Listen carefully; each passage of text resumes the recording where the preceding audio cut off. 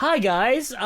Today's show is brought to you by the extremely kind donations of our donators at Patreon. Andrew, tell us about Patreon. Patreon is where you can go if you'd like to donate to us to help us improve our show and also receive some cool perks. Our current donators are Stephanie L., Terry Needleman, Max Lunig, Benjamin Lehrer, Chris O'Kelly, Lily Ackles, Mackenzie Horner, John Donna, Taryn the Duck. Who's a real duck, they told us. Yes. And Melissa Goldman, who's a real Goldman. Jess Lightning.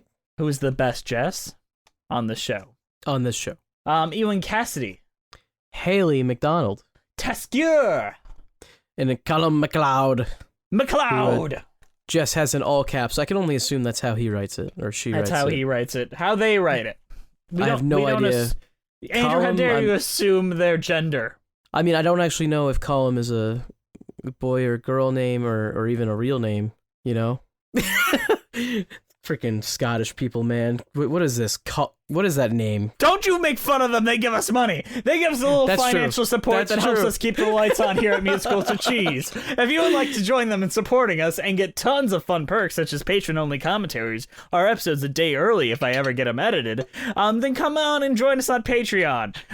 We will be recording a commentary for Oklahoma. By this point, it might even be uploaded. We don't know. It probably will be. But we will be doing it, and it'll be a lot of fun. I can just tell from what that show is that it's going to be a lot of fun. It's going to be fucking great. Yes. He said the F-bomb. Oh, what a beautiful morning.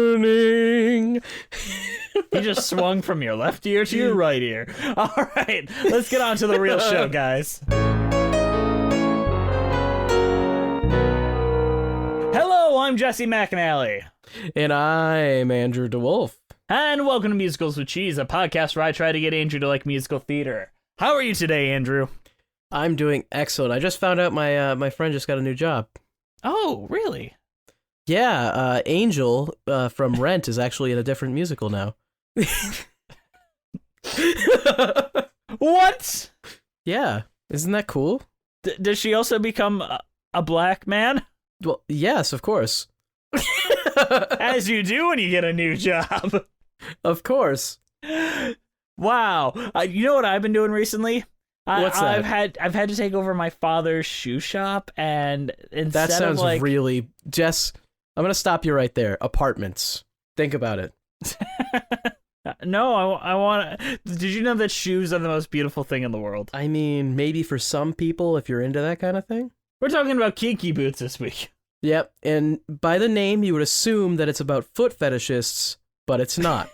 The kinky boot is that you put your foot into someone's mouth, and then their face becomes the boot. Yes.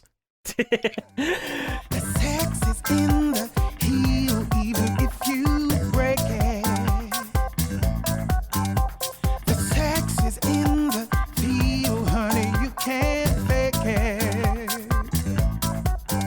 Jack it up, cause I'm no flat tire. Back it up 6 inches higher. The sex is in the heel, so just embrace it.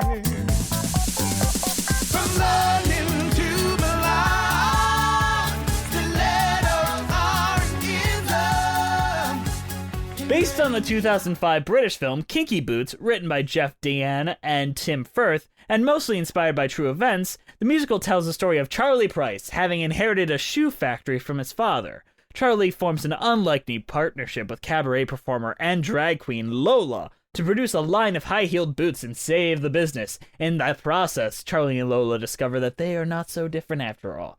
Following the show's conception in 2006, the creative team was assembled by 2010.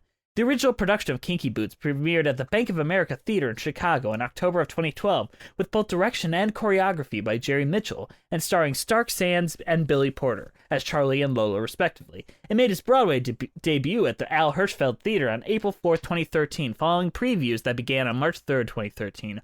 The musical began a U.S. national tour in 2014 that ended in April 7th of 2019. So, Andrew, what'd you think of Kinky Boots? It was okay. The dead-eyed stare he gave me as he said that. It's kind of like the most predictable story you could ever imagine, mixed The with most predictable thing in the world. The most predictable thing in the world that Yep, I know. mixed with pretty run-of-the-mill pop music, but none of it's done poorly, so it's like, it's okay.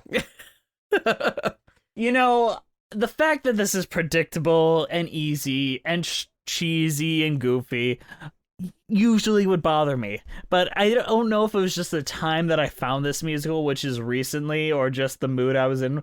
But just watching it, it felt like the thing I needed. I was like, I just need something I know where everything's going, and the songs need to be fun, and I need to just let it wash over me. It felt like She Loves Me again. Yeah, I mean, you compared this to She Loves Me when I was talking about it, and you just did again right now. But I feel like I think She Loves Me is just a little bit more of a romantic musical, so I kind of like that a little better. This one This is a bromance, kind of. I mean, sort of, but it's not, I don't know. She Loves Me is... They even have the second act breakup, like in a romance. Yeah, which is probably the worst part of the whole thing, but I guess we'll talk about that later. But I don't know. If I'm comparing this to She Loves Me, they're both really predictable.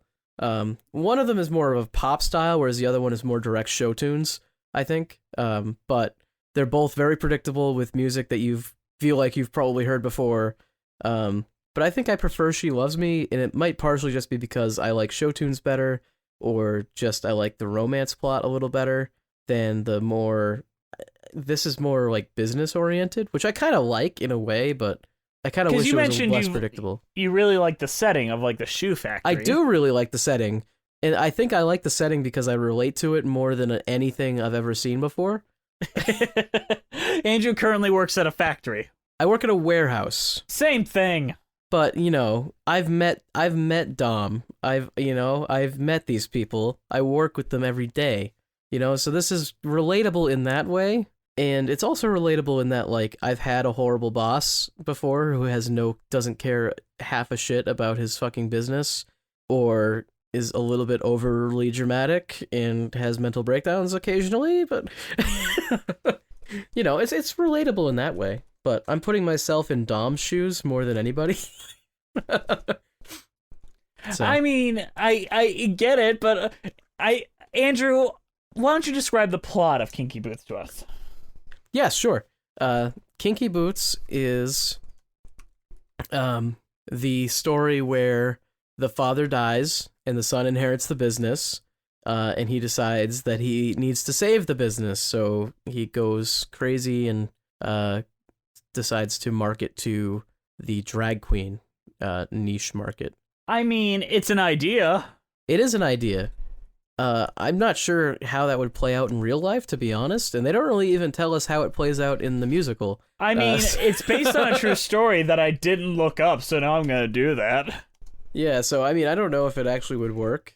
I'm sure you could at least get some attention, like advertising-wise, for something like that. I think it's, okay, so the original factory's name was W.J. Brooks Shoe Company. W.J. Brooks made women's boots for men and women, and W.J. Brooks was run by Steve Pateman, who took over his father, Richard, while he was still alive. While in his mid-30s, Steve Pateman admitted to being a bit of an exhibitionist. I'm one of those people that hear about fancy dress party and they say, okay, what can we do to shock people? So, shock value, basically. So he made shoes specifically for, like, Divine and a bunch of other people like that in 1990, like the 1980s and all that. And with the loss of sales, he started to like push toward like drag queens. Okay, I guess that's a true story. That's not what happens in this at all, though. I mean, no. That's extremely far from what's happening in this.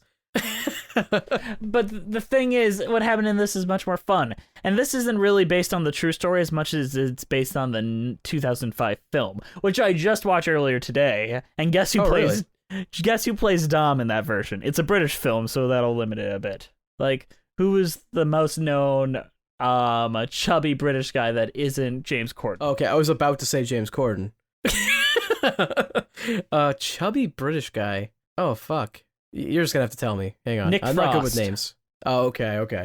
I'm Yeah, not. he I'm really plays bad Dom. with names.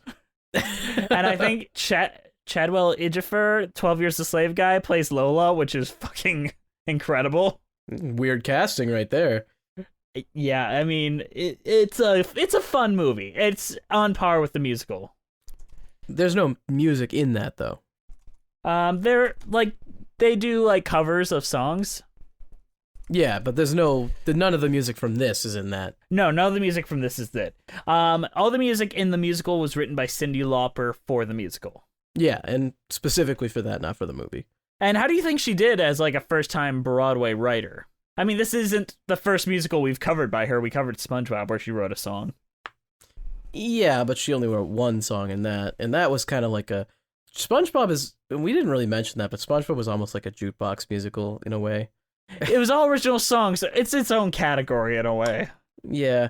But okay. But in this, I mean, she does a decent job. I feel like because she's like a pop musician, you don't get as many like themes that come back and stuff like that. Mm-hmm. Like you have The Most Beautiful Thing in the World, which is like something that you'd expect to kind of pop up all the time, but it kind of feel like it doesn't come back at all. It pops up occasionally, but not as much as you would like. Yeah, and it's like that seems like that's the theme, like, you know, but and I think part of it is just a lot of these are just pop songs that are written with story in mind. I've never heard her do a ballad before, and I think that's kind of her strongest moments in the show, like when she does like Not My Father's Son and Yeah. Hold Me in Your Heart. Like those two songs are like real tear-jerking moments, and they're effective. Some of the really fun pop stuff is fun though. Land of Lola is obviously a very fun song. Oh yeah, let's not talk about the songs right now. Is a fun one. Let's not talk about the songs right now. Just describe whatever we fucking want. Just describe to me the plot as best as you can. I already tried doing that. Okay. Charlie takes over his father's factory. He meets Lola, and Lola is obviously a like drag queen type. He asks, and he has a realization that, oh wow, this is a market that has not been tapped, and we can sell men's heels that will not break for men. And now my question is, I was gonna lead into this, which is the reason why I asked again. Sorry about that. I've asked you this before, and you gave me an answer that was really weird. If Lola came to be your boss, would you enjoy working for Lola as your boss? Oh, I think I had a really good answer for this, and that's no, absolutely not. Why? Okay, so we didn't really get to it yet, but Lola kind of loses it. He/she, I'm not really sure which one it's they a he. It's a prefers. he. Okay, so he is a man. They do call him she sometimes in the show. They do, but he's a man. Only reason I know this is because the writers have stated that they wrote him as heterosexual, but a drag queen. And Billy Porter... That does not mean that it's not a she, though. He calls himself a he, and especially when he says, like, big old blokes like me. True. And in the movie, they state specifically that Lola is a he. And he still, when he's not dressed up, he goes as Simon. Okay, so it's like Divine. In a way, yes. Like, when he is himself, he is himself. When he's Lola, he's Lola, but they're one and the same. But he is a man that just likes dressing as a woman for confidence. Lola is Divine, right? Like, let's be real. In a way, yes. But, well, I mean, he has a lot of breakdowns, and he locks himself in bathrooms. He can't handle conflict very well. And he brings a lot of sex into the workplace, which is not really a good thing to do very often. What, they have to they're literally making sex. They were told that. No. I mean, that's your issue right there. I'm going to stop you right there. You're making shoes. You're not making sex. Sex is in the heels. I'm gonna stop you there, Jess. Don't bring sex into the workplace. It's not cool. It's not fun. You're not a cool boss. You're a bad person. You're making everything awkward for everybody. And everyone hates you. I'm going to sue you for harassment. And that's what Don should have done. But Don is an idiot who challenges him to a boxing match, of all things. In the movie, they do something much more realistic where it was an arm wrestling match. Yeah, that makes a lot more sense. But they wanted to do something visually interesting. What he should have done is sued her for sexual harassment. You sat on my lap. I didn't Yes. ask for this. Yep. That's sexual harassment. Of course, when Andrew watches the show, he will fucking side with Dom. Yes. Kind of. The comically misguided, misanthrope. Hero, fuck a hero. you. He Fuck saves the you. day. He legitimately does. He does, but no one's really supposed to be on his side throughout it. But he even changes his heart. He's by far the best person. Mm-hmm. But the thing that you and I both agree, Act 1 is significantly better than Act 2. Okay, Act 2 is thoroughly ruined by one particular moment. A couple particular moments that expand. It's a domino effect of moments. Yes. So the weird thing here, so all of Act 1, Charlie is like totally wants Lola in his factory, doing their thing, making shoes. Whole time. No problem with him at all, in any way. Doesn't Cool say buds. anything. Yeah, they're like best friends. Doesn't say anything bad to him. Act 2, Charlie, same thing, except for then all of a sudden he completely hates everything that Lola stands for. All of a sudden. It's so and weird. remember when I was explaining the plot and said that the whole point of the advertising campaign was that it was targeted towards men and was specifically to be men's heels? He changes his mind at like the last second and decides that they have to be on women. Yeah, I get it. Like but that the doesn't even pressure make was sense. on, and he's like, and the goal he has is to like show off these new boots in Milan. And at first, it seems like a good idea to have like men model, but then he's like, no, it needs to be women. I don't want to be embarrassed my father's name and all that nonsense. Yeah, but like this was your idea. You can't change your mind now. It's a little late.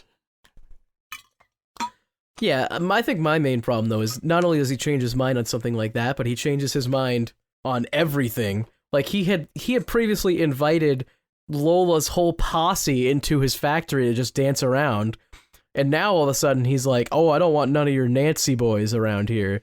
Like, what the fuck? Where did this come from? When did you become a hateful dick? Yeah, I thought we already had the hateful dick character. One thing I do like about this, and I was concerned when the show started and they didn't follow this trope, they introduced that he has a slightly, like, financially, like, free-balling wife or girlfriend, fiance, that's the word I'm looking for, named Nicola, and she's just like, hey, I really want these shoes and I want to get married to, and I don't really want to live in Northampton, and he's like, oh, that's all cool, I want all that too. And then she just is totally fine with him, like, yeah, I understand you gotta go to your dad's factory, that's cool, and, like, figure it out, and then we'll pick up our lives again. And months, and then he has, like, this crazy idea to, like, save the factory and all that, and she stuck around through all of that, and only left, like, okay, you're definitely not coming back and living the life I want. They could have made her the bitch, and they never did. No, and she actually had pretty good points, and honestly was probably right the whole time, but... Like, what do you mean? Well, let's just say we never see this shoe idea work. The show ends at the Milan show, which they never actually show him making a profit. So, do you think it's Jacob's Ladder style and he just killed himself that morning and it's just like, is that our meme? Is that like the meme we have every episode we mention that it's Jacob's Ladder style? Well, it didn't start out that way, but now it's become that. Yeah. It's just like, how are they going to mention this 90s horror movie that nobody thinks about anymore?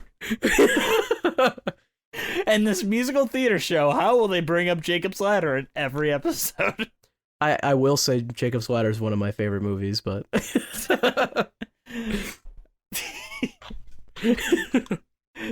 Nevertheless, Jacob's Ladder the musical would be awesome. Someone ought to make that. Get on it, Jason Robert Brown. Because you know, you can even change the name. You can call it Jason's Ladder if you want. It's fine. Jason Robert Brown would be the one to do that musical, though. You know that, right? I can see that Probably. right now. Yeah, I mean, it's kind of like pretentious enough that you could totally work it. Mm-hmm. Okay, what were we talking about? What did you think of Lola as a character? I mean, I think I said it earlier. It's just Angel again. I think there's more to her than Angel. There is. She's better than Angel. He's better than Angel. He didn't murder anyone or kill any dogs. Or dogs. And killing dogs is like worse than killing people. And if you've even ever considered hurting a dog, really, you're a bad person and you really shouldn't be doing anything. I think the relationship of Charlie and Lola is like the most intense romance in the show, despite the fact that there being another romance in there. Charlie has a love interest in the form of, what's her character's name? Do you remember? Lauren, I think. Yeah, that feels right. Yeah, Lauren, who was played in the original Broadway cast by Annalee Ashford, who is fantastic. What do you think of her as a character? She reminds me of the secondary love story from Oklahoma, the I Can't Say No. Why? I mean, she has none of those traits. I don't think that's true. Like, what traits are you thinking of? Well, she has the song History of Wrong Guys, which implies that she has been with a lot of different wrong people. Yeah, but it doesn't mean that she can't say no. That's true, but I mean, I don't know. She has that kind of way about her. I don't know. I like the fact that she's a working class girl. Like, you don't see many girls that work in a factory outside of like Les Mis on musicals, and the fact that she isn't shown as like a kind of stereotype of like a factory worker too, like, is something I really appreciate. She just kind of is a girl that also works at a factory. You know, I'm actually a little upset that none of the women that work at the factory are factory worker stereotypes, though. Why? Like all the women that work at the factory are like progressive and whatever, and there's the one that's on Dom's side, remember, like in the fight? I guess, but there should have been like 2 or 3. I work in a warehouse. These people would not be on Lola's side. From New York to Milan. Like, they just bring a bunch of like drag like, queens. I'm sorry. If my company did a screening of Pink Flamingos, everyone would be throwing up. Lola didn't do anything close to Pink Flamingo level of shit. I think we already agreed that Lola is divine, so. But how do you think of like the resolution? Because Act 2 really doesn't have an ending, and that bothers me a lot. I think this musical gets really, really, really lost in Act 2. I think they didn't know what to do. And at the ending, they're just like, well, they put on the Milan show, and it's just everyone assumes everything's good, right? Like, they sing about how they influenced each other and how great they've been. And really, Charlie said some really heinous shit. More heinous than anything Dom said. Dude, Don didn't even say anything that bad, to be honest. Like, he said that he was hot. Like, said that he was hot. He said some bad stuff. I'm not saying he said nothing bad, but what Charlie said was like way over that. You know? Yeah. Like, Charlie was like, yeah, I fucking hate all of you people who dress like this, and you need to go away because you're an embarrassment. To me and my daddy. Yeah, whereas Don was just like, I don't really want to wear a dress, and I think it's weird that you wear a dress. And then he comes around, and he wears the Kinky Boots at the end, so he learns a lesson. Yeah, he learns that it's okay to wear a dress. Yeah, finally, there's a musical that tells me how to live my life the right way. Yeah. Why are there no dresses for men? There's kilts. Kilts are not dresses. Kilts are skirts. Okay. Don't at me. There's an old quote by Eddie Izzard that I like. It's like, it's not a women's dress. It's my dress, and I wear it. Sure, but my breasts will not fit in the breast holders. I'm sorry. So you want to do dresses made to fit a man's physique, like without having to add like the female attributes. Exactly. So where are my men's dresses? What about the muumuu from Cats that old Deuteronomy wears? Is that a man? I don't dresses don't usually come out in the front. They usually zip up in the back. Gotcha. Okay. I don't want to look pretty either. I want to wear a dress and look like a man. He's gonna have a Confederate flag dress. Yeah, that's what I meant. Don't tread on me on the back. Dude, I would totally wear that shit. That would be hilarious. I'd be the worst. I would have a gun strapped to it, and I'd be like, I'm a man. This is my man dress. Chewing tobacco. A dick hanging out from the dress. Because it's too short. No, a man dress would have to have a dick holder. So instead of like where your breasts go, you have where your dingo goes. So, do you think it would have a zipper where you stick your penis through so you can still pee at a urinal? Or are you just gonna flip it upward like the kid? You just flip it up. You just flip it up. Everyone sees her. It's like the kid in kindergarten who would pull up his shirt and drop his pants all the way to his ankles to piss. Oh, dude, that was so me.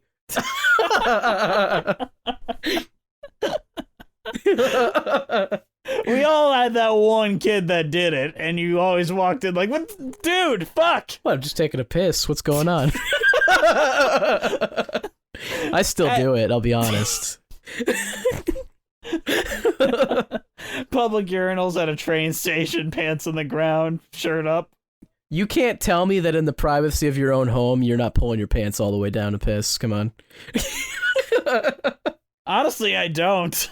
You're disgusting. You disgust me on a fundamental level. Are you telling me that you don't even sit to pee because you're just too fucking lazy? No, I don't do that. Jess, I'm sorry, but you're a bad person. My dick will hang on the water. I don't believe you.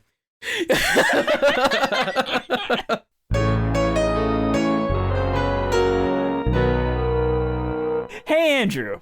Yeah, that's me. You know what I like? What do you like? I like money. And you know who's been giving us the money lately? Well, maybe our fans? Our wonderful donors over at Patreon. Our current patrons are Stephanie L., Terry Needleman, Max Lunick, Benjamin Lair, Chris O'Kelly, Lily Ackles, Mackenzie Horner, John Donna, Taryn the Duck, who's an actual duck, Melissa Goldman, who's an actual Goldman, Jess Lightning, who's the best Jess on the show, Ewan Cassidy, Haley McDonald, Teskier, and Callum McLeod. And they give us a little financial support that helps us keep the lights on here at Musicals with Cheese. Did you know that, Andrew? I just found out a bit about it right now, actually. Do you feel enlightened? I'm feeling enlightened, Jess. Do you feel beautiful? Because you're a beautiful man, and I love you. I feel beautiful when I wear my man dress. If you would like to join them in supporting us and get tons of fun perks such as patron-only commentaries, our episodes a day early, a couple bloopers, which I think I'm going to start uploading on there because I think there's some fun stuff that just don't fit in the episode that they'd like a kick out of, and tons more, just join them at Patreon. All right, guys, thank you for bearing with us with this introduction. Let's get back to the show.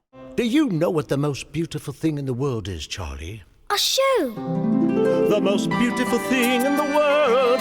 The most beautiful thing in the world, Charlie, that I know. Sing it, Charlie. The most beautiful thing in the world. The most beautiful thing in the world, Charlie, is beautiful. For generations I've paved the way before you. You'll be next in line when my time is through. And there's a saying handed down, I found a value that you can tell about a fella from his Shoe. What do you think of The Most Beautiful Thing as an opening number? Honestly, this is maybe my least favorite song. Fucking really? I think it's like one of the catchier ones and the most musical theater song. So I was expecting you to be like, I like this song and no other one. No, this one's kind of lame. All right. I don't know. It is probably, yes, the most musical theater one, but it sounds like somebody who doesn't know how to write musical theater just kind of being like, this is what it sounds like, right? Do your best Cyndi Lauper impression. I don't have a Cyndi Lauper impression. Oh, this is what it sounds like. Oh, no, that's not okay. Why do you like this one? Do you like this one? I don't think it's the right number for this musical because it really doesn't set up the world. The only thing it does a really good job of setting up is the dichotomy between Lola and Charlie as children and setting up that they're going to have a larger connection later. I think it does a really good job at that. and the factory as a location. Those are the two really things it does a really good job with. I don't much like the idea that it's centered around the shoes, but it also gives you the idea of the pressure that's being put on Charlie. I think what is kind of odd, though, is that Charlie isn't against it when he's a kid. He only becomes against it when he's an adult. You know, when he gets poisoned by the Yoko Ono. Exactly. So never date women. Only date men. Exactly. Only date Lola. Yeah, I date Lola. I choose Lola out of any of the women in this show. I think I'd go with Lauren, maybe Nicola. Nicola seems to have a lot of sense. I think I might go with her. Yeah, what do you have against Lauren, though? She's too poor for me. You can't see my face. I am concerned with the fact that Lauren is dating her boss, and I'm worried about like employer privilege and all that. I feel like that gives her an unfair advantage. She approached him, though. Yeah, and like they're probably dating now. That's true. That is true. Is it worth risking your job on, Lauren? I mean, I guess she... Get HR up in this shit. What if HR is just Lola? Lola's HR. She has a history of wrong guys, so... History of bad fries. I don't want that. That's much worse, in my opinion. You gotta take what you got. Even when your life isn't nuts, you take aim, take your shot. Sometimes you gotta rewrite the plot. You gotta take what you got. Alright, let's talk about the next song, Take What You Got. This song bothers me a lot. Yes, me too. Who the fuck is this guy? He disappears. He never comes... What? He never comes back. He's just that guy who sings the one song. It's so weird. It's almost like a cameo. Like, it should be like a celebrity guest. Yeah. Like, he asks, like, will you help me? And then you're assuming, like, oh, he's gonna help run the business and all that, and maybe... What I thought was he's gonna be like the secret bad guy, where it's like, will you help me? And he's like, oh, yeah, I'll help you. And then it turns out that he's the bad guy. Yeah. But he never shows up again. This is one of those elements. Like, I like this musical a lot. I have a lot of fun when I watch it. It's enjoyable. It's easy. It's candy. That being said, it feels incomplete in the same way that Rent feels incomplete. Where I'm like, who the fuck is this hairy guy? He just shows up. He's like, I play the guitar, and I used to work with your dad, and bye. We're gonna sing the song, and... It also, like, he helps him, but it's never really mentioned that he does it ever again. It's like, okay, yeah, he bought the rest of your shoes at a discount, and that's it. It's just so weird. Like, yeah, he's gonna buy the shoes off of you, and then he disappears. It feels like a weird character introduction. He feels like he should be more important than he is. Well, it's the second song in the show. It should be the I Want song. It's so fucking kooky. It doesn't make sense. Okay. Yeah, we're not talking about that song anymore. Just someone explain to me why this song's here. Yeah, like, well, my explanation is that these are all just pop songs, so it's like kind of doesn't matter what order you listen to them in, and this song you could put anywhere in Act 1, probably. It has to come before you introduce Lola, so I guess it makes sense. Okay, fair enough. But honestly, cut the song, just let us meet Lola, because that's kind of what we're building to. With the moves of Fred Astaire. I'm like Jesus, I'm like Mary, but this Mary's legs are hairy. I'm your cocoa butter bitch, not just cookie cutter kitsch. I provide the unexpected with a prize that's undetected. Let Lola lift you till your highest highs. Let's explore your flight of fancy tonight. I am gonna treat you right. Speaking of Lola, let's talk about the Land of Lola. This is a pretty fun one. Fuck, I love this song, dude. Got a very good, like sexy kind of feel to it. And the lyrics are really, really good, and it's fun and cute. It's a good energy song that makes me feel, like, hype for the rest of the musical. Like, I kind of wish this was somehow the opening number, because I did not know what kind of musical I was in for until this song popped up, and I'm like, oh, fuck yeah, let's go! I think I like also that they juxtapose this song with Charlie having to fire everybody too, which is nice. Like, it shows her as, like, the light in the end of the tunnel. Yeah, it's very cool. Mm-hmm. Like, there's specific lyrics that I love rhymes that I don't quite see coming. Like, there's one in specific that I just hum to myself, which is, I'm Black Jesus, I'm Black Mary, but this Mary's legs are hairy. And especially with the delivery and all that. Like, I didn't see the rhyme coming, and it's fun. Like, this is where Cyndi Lauper's at her best, and it's super effective, and I love it. Billy Porter specifically does a really good job with this. He was the original Broadway version of this. It's a probably maybe the best song in the show. I'm willing to agree with it. Like, we never reached that high again, but I think the ballads still are very, very good at the same level in a different way. But this one is, it honestly, it sucks that it's so early in the show and they don't really reprise it. Mm-hmm. So, mm-hmm. But there is songs that are very similar to it, like Sex is in the Heel is kind of a similar feel. Sex in the Heel is a very different beat to it, though, and it feels grander. Yes, it's not as good either. Really? You don't think Sex is in the Heel is as good? What do you have an issue with? I don't know. I guess it's not like it's a bad song. I just didn't like it as much. Maybe it's just a personal thing. Maybe it's not really. Is it because it's more of a group number? Do you just not like group numbers? That might be it. Maybe I do like group numbers normally, but maybe that particular style doesn't work as well with that group number. Like, I like how everyone just kind of comments on it and, like, how it pushes plot forward. In a lot of these musicals, you very rarely see it, like, actually push plot forward, where they come up with an idea as the song goes. Like, they think of the way that the heel could hold a man. They describe the scientific elements of a heel and why it's important for, like, the sexual appeal, so to say. And how Lola has grown accustomed to these people, and they've grown accustomed to her, with just, like, her being there for a few minutes. No, I can see that. I just don't love the song. I appreciate it more than I like it, if that makes sense. I like it as a storytelling piece than, like, a song that I listen to.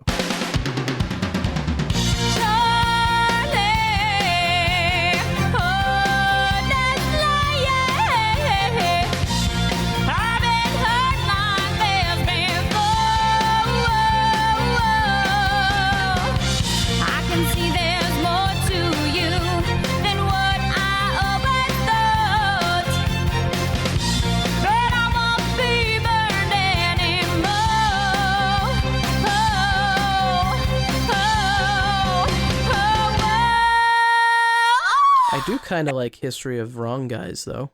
I like the song a lot, too. It's a funny charm song that's just there to be goofy. Yeah. That's literally all it is just goofy. I really like the part where she has, like, the air blower thing and she blows her hair back. That's really fun. Like, can we talk about this specific recording we had that had Killian Donnelly and Matt Henry? Okay. Killian Donnelly and Matt Henry. Specifically, we're comparing it to No One Called Ahead, and how this is such a good recording of a stage show. Like, there's no way they recorded it all together live, like, so they probably implemented a lot of audience reaction, and the audience reaction gets you hype along with it, like when they just cheer randomly at moments. Like when Lola comes on for the first time, the audience just loses their shit. It just gets you equally as excited. And when that hair blower moment in this song goes on and the audience just starts applauding and screaming, you're just like, you feel your adrenaline rushing with it. Yeah. It's more of a live experience, which is how these are meant to be seen. It's not supposed to be seen. Like, I feel like stage shows have more, like, crowd pleaser moments than things like movies or TV do. Because there are supposed to be moments where the crowd is supposed to, like, applaud or cheer. Whereas when you watch a movie, there sometimes there's moments like that in something like a Marvel movie or something like that where there's fan service, but it's not in the same way. I mean, yes, but I, like, especially when the jokes land better in Broadway shows and in stage shows altogether when there is a laughter afterwards or an applause afterwards. Like, specifically in the Into the Woods one we did, like, I was meant to be charming, not sincere, and the audience kind of applauses and loses their shit when that line is said. Like, that makes those moments stand out, and I think if No One Called Ahead had that, like, a lot of those jokes would have, like, really, like, popped. Yes. Audiences are important in these recordings. The audience is one of the actors, you know? It's important. It's what makes live theater live. Come on, guys. Get with the times, fellas. But History of Wrong Guys, really fun song. Gives a chance for a comedic lady song, and you don't get enough of those, in my opinion. When I was just a kid, everything I did was to be like him. Under my skin, my father always thought if I was strong and fought, not like some albatross, I'd begin to fit in.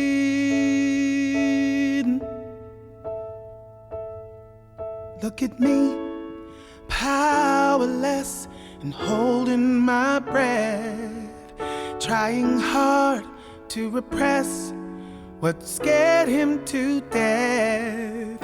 It was never easy to be his type of man. To breathe freely was not in his plan.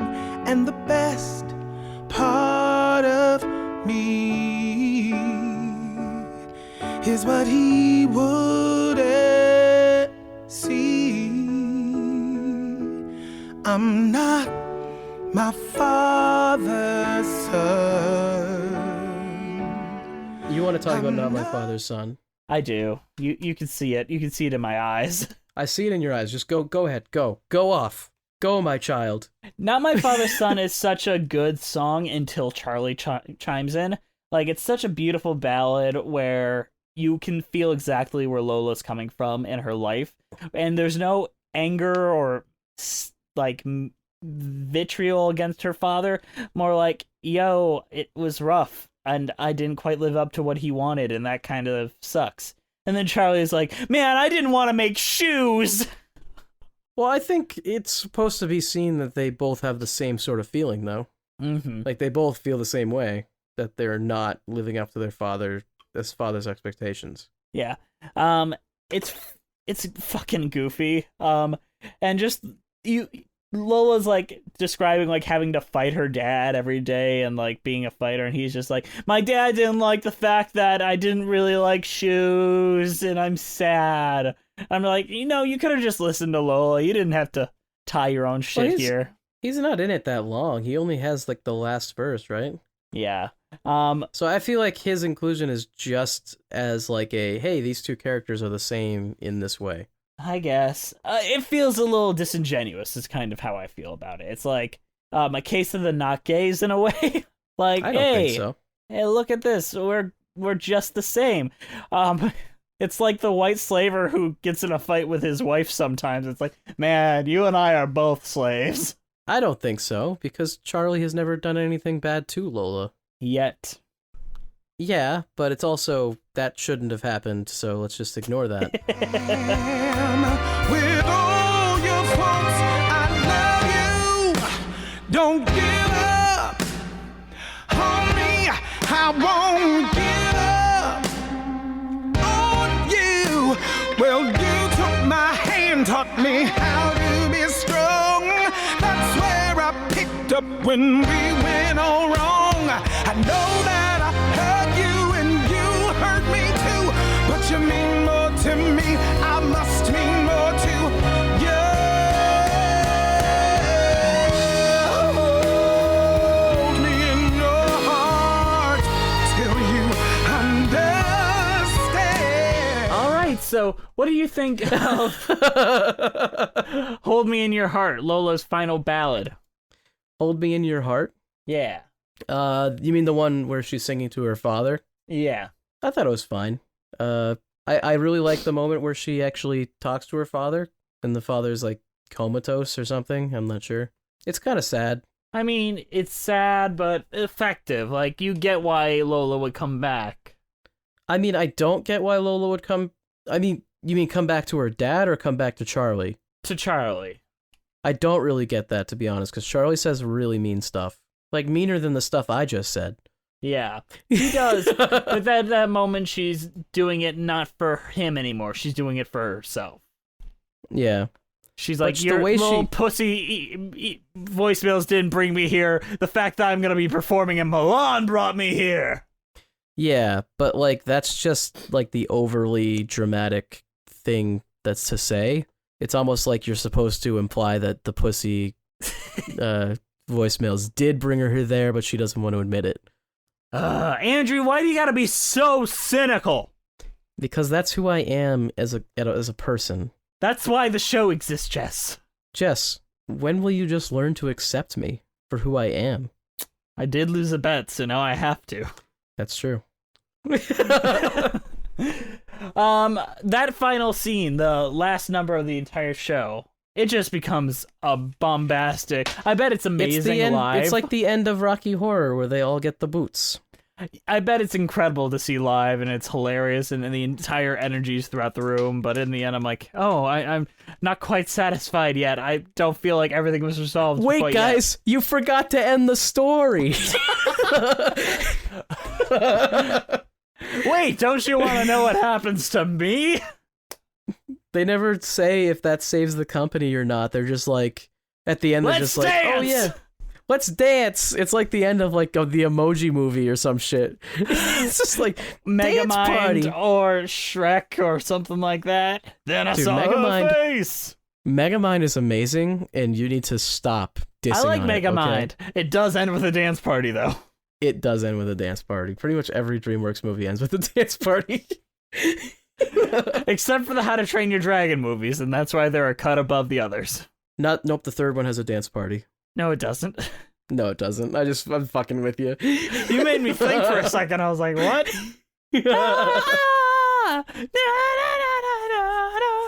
No, but like, the end is just like, be who you want to be.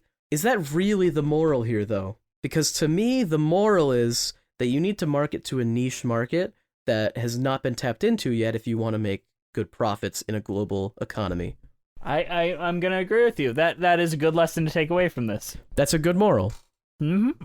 Yeah. So guys, we decided that we're now marketing our Patreon exclusively to the small niche market of furries. So we're now marketing exclusively to furries. So if you want all that sweet cats-related content, that's all we're doing. That's all we're doing from now on. Cats with Jellicles cheese. do what jellicles can. Jellicles.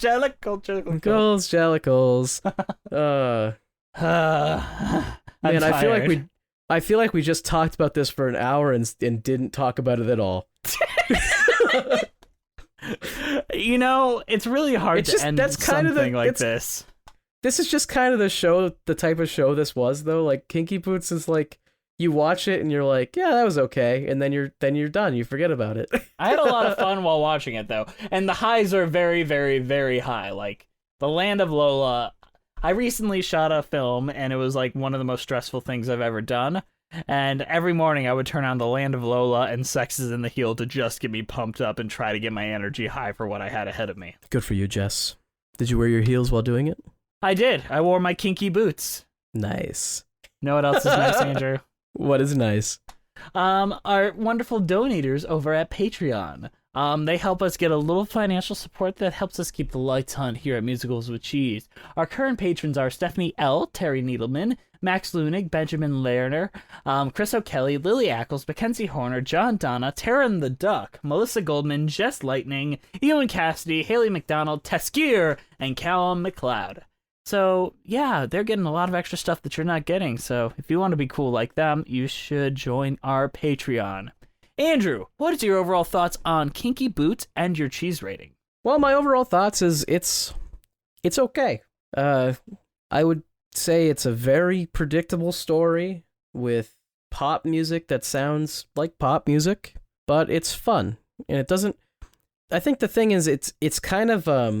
if it did those elements poorly, it would be really bad, but because it does that well, it keeps it at this, like, nice, okay, very watchable standard. Would I seek it out? Probably not, but it's not... If you're gonna watch something, it's not bad. As far as a cheese rating, I'm not totally sure what type of cheese rating I'd give this, because it's kind of something... I guess it's a very British show, so I guess I'll pick a British cheese. Let's see. List of British cheeses. What sounds... I don't really... There's no cheese from the place that this took place. So shit, I'm out of ideas. I'm gonna give it... I like the name of this cheese. I'm gonna give it Dovedale, which is a full, fat, soft, blue-veined cheese from cow's milk. Sounds fine to me. Well, that's fair. That's a good choice. I really like Kinky Boots. Yes, the second act is significantly worse than the first act, but the first act has so many high highs. And really, I love the relationship between Charlie and Lola. It is a great thing. It is a really good overarching relationship. Honestly, as much as it has faults, I thoroughly enjoy this. And it came to me at the right time for me to enjoy it. I remember when it first hit Broadway, I was really against it because I was super pro Matilda the Musical, and this beat Matilda the Musical for like everything that year. But now giving it a watch, I think that this has merit a lot more than I had given it credit for at the time. Matilda's still better, though. Oh yeah, 100% it's still better, but this is still a lot of fun. So my cheese rating is actually Kinky Cheese, which is a form of marijuana. That's not cheese. It's a kinky cheese. Jess, that's not cheese. Yes, it is. Jess, if you'd like to follow us on iTunes, Spotify, and Stitcher, we are at Musicals with Cheese. Our Twitter is Cheesy Musicals. Our Patreon is Musicals with Cheese. Our Instagram is Musicals with Cheese. Our YouTube page is Musicals with Cheese. Our email, combo breaker, is musicaltheaterlives@gmail.com. And if you like our title card, why don't you see Jolene Casco over at Instagram at Jolene Casco. Go hire her for things so she'll like us more. Andrew, I've hired her for things as well. I'm gonna hire her for things. She's incredible. Absolutely jaw-dropping. Very good. Is there anything else you want to say before we wrap it on up? Your band. Well, if you're listening to this at the time of release, you will still have time. If you live in the New York City area, I will be playing a show on Saturday, the 7th of September, 2019, at Connolly's Club near Times Square, with my band Thanks. So if you're in the area and you want to drop in and say hello, it is 21 and up, but it will be a lot of fun. And I have sources that say Jess may even show. I might show up, so come hang with me in the audience. So it'll be a fun night, and you can hang out with both me and Jess. Our first unofficial Musical with Cheese meetup in New York City. Which also happens to be my band playing, which will be fun. Yeah, so you get to hear Andrew's creative expression, and we get to chat about musicals, probably. I mean, what else would we talk about? The weather? Probably musicals. I mean, maybe the weather. If you like the weather, it's fine. You can bring it up. All right, guys. We hope you have a great week, and we'll see you next time on Musicals with Cheese. Bye-bye. Bye. Do do do do do do do.